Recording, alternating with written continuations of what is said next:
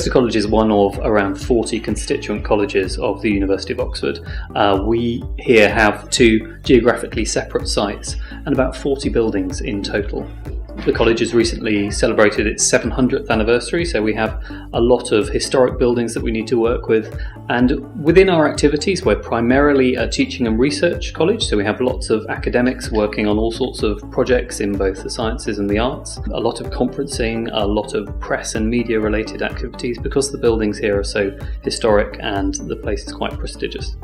Wireless is now an expected service, a little bit like electric lights or power cables in the wall. We have around 1,000 users who we are directly responsible as what they would call first line support, but we're also in the centre of a major city and part of a much larger university.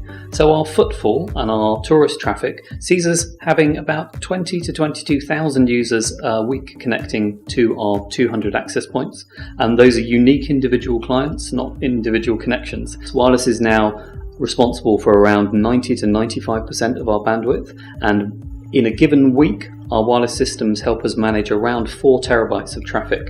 At that volume we need to have a lot of control over bandwidth throttling and quality of service. So before we embarked on the Aerohive project, we made use of a centrally managed wireless service, which gave us 1 or 2 SSIDs, but gave us very little control over aspects such as bandwidth and connection rates. So although it provided a service, it provided the same service to everyone.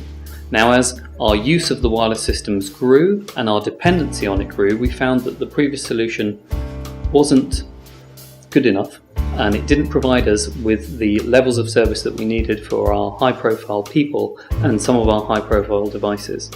Moving to Aerohive has given us a lot of customizable control over who and what receives what, and that's been very good for us.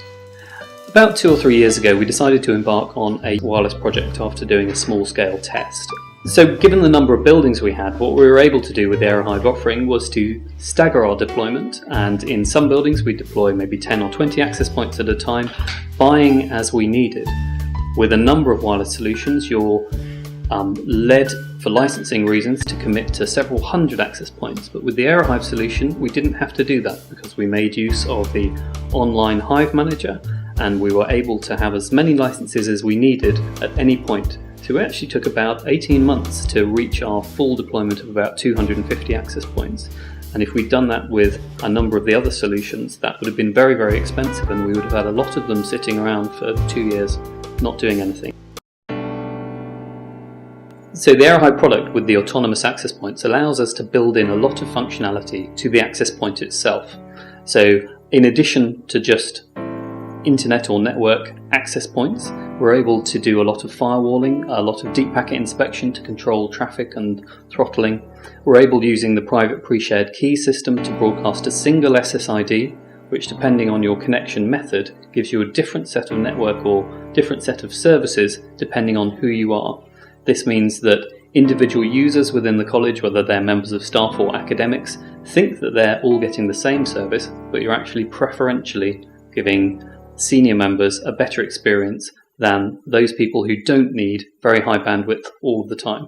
The Aerohive solution makes use of Hive Manager, which we use in its online form, and this has a number of benefits. It's less of a controller but more of a configurator. You push your settings to the access points which it manages, and then the access points work in an autonomous mode, making use of the settings which have been passed to it by the Hive Manager. The Hive Manager, being based in the cloud, has the advantage that it can capture a lot of logs and a lot of the connection settings from the access points. So one of our requirements legally is that we keep track of who accessed the network at what time, and by using the Hive Manager system we don't need to worry about that logging running out of space because all the data goes into the cloud. The use and demand on the wireless services has massively increased. This is both recreationally, as we call our students' residential connections, but also professionally. We're seeing many more devices and purposes coming along to take advantage of wireless service where it exists. This could be in the kitchens doing stock control, it could be in our libraries doing various sorts of book management. That sort of service wasn't possible until we had a stable, reliable wireless solution. As the technological environment increases and wearables and other Internet of Things come along, wireless will be very key to support that.